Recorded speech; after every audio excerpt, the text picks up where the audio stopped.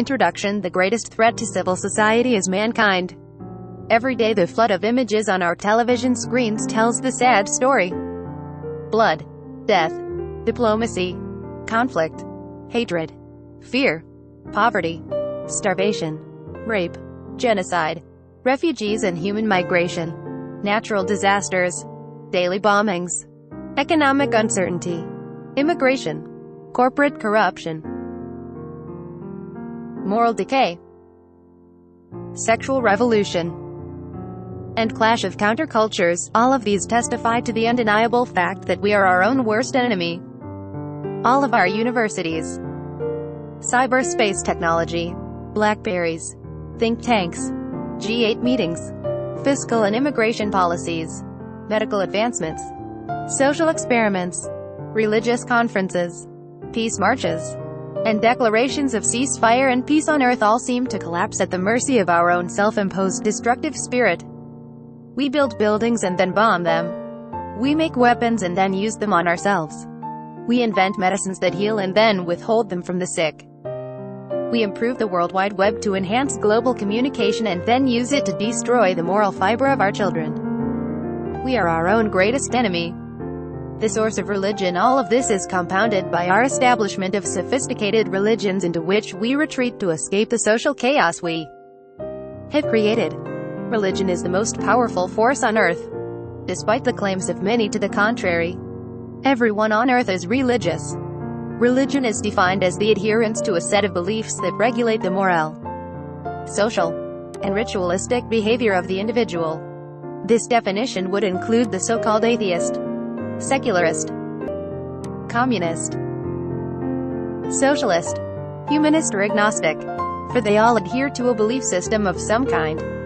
Even if it is the belief that there is no providential component in creation or life as we know it, or a belief in the power of the human as the supreme measure of truth and right. Virtually every major problem in history and in our contemporary world can be traced to some religious foundation. Religion has motivated the massacre of millions over the years in such horrific events as the Crusades, the Inquisition, and wars related to the Protestant Reformation and the Catholic Counter-Reformation, slavery, ethnic cleansing, apartheid, segregation, racial discrimination, and other oppressive practices. All have been justified by some religious code or system. Even this new millennium commenced with definitive acts of religious terrorism. The terrorist attacks of September 11, 2001 sent shock waves through the global nervous system of mankind and continues today to fuel the fires of conflict, hatred, fear, and murder throughout the world. How ironic it is that religion, the very thing that by its nature is supposed to provide the solution to mankind's problems and provide hope and faith for life, has itself created more problems throughout history than it has solved.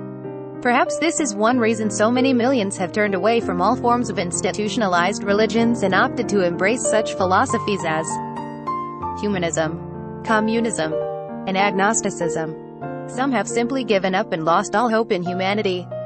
I myself have struggled long to come to grips with this dichotomy of human nature, our desire to worship and serve some deity that we claim to be benevolent and loving, while at the same time demonstrating a destructive zeal motivated by our allegiance to this same deity. Along the way I too lost faith in the concept of religion and in a real sense had to seek for something beyond and superior to these defective practices created by man. Yet religion is a natural phenomenon that exists in some form in every human culture, and always has. Primitive and modern human societies alike manifest religious rituals that define their culture and communal life. This raises the natural question: what is the source of religion? And why is it such a natural, inherent characteristic of the human spirit? 35 years of research and personal exploration of this question have led me to the conclusion that religion is the result of an inherent hunger in the human spirit that man cannot define yet must seek to satisfy. This indefinable hunger, arising from a vacuum created by the loss of something man used to possess, drives him to pursue answers beyond his own realm. Generations of humans have attempted to satisfy this hunger through superstitions, sophisticated rituals, customs, and practices that often seem to defy human logic and reason. Most human religious activities attempt to deal with the questions of mankind's existence and purpose, as well as life after death and the unknown spiritual world. Many of these religions are attractive because they promise their adherents power to control the circumstances of their daily lives. Whether or not they can deliver on this promise is another matter. The purpose of this book is to help you address these questions and to present to you a proposition that goes beyond religion, straight to the heart of mankind's greatest need, and offers a solution to this universal human search. I am convinced that every person on earth ultimately is searching for two things in life: power and purpose. All of us look for meaning for our existence and the power to control our lives and our circumstances. Power to determine the future and predict the unknown. Power over death and life.